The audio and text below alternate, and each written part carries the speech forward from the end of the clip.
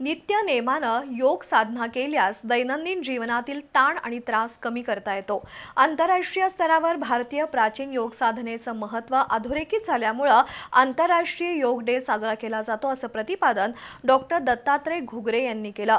योग दिनानिमित्त पेठवडगाव इथं आयोजित कार्यक्रमात ते बोलत होते। हातकणंगले तालुक्यातील पेठवडगाव इथल्या आदर्श गुरुकुल अकॅडमीमध्ये जागतिक योग दिनानिमित्त कार्यक्रम झाला। शारीरिक, मानसिक आणि बौद्धिक विकासासाठी योग साधना अत्यंत महत्त्वाची असते, असं डॉक्टर दत्तात्रय घुगरे यांनी नमूद केलं। 2020 मध्ये शिवजयंती दिनी या संस्थेत 1,04,444 सूर्यनमस्कार घातले होते।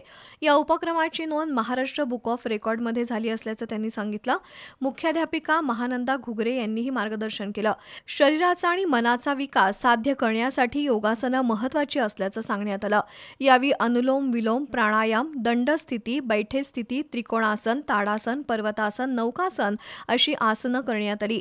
यावेळी V S. Doijad, S J. Jadhav, S A. Patil, M S. Chougule, Narendra Kupekar, S S. Madane, V R. Patil यांनी विविध योगासनं सादर केली।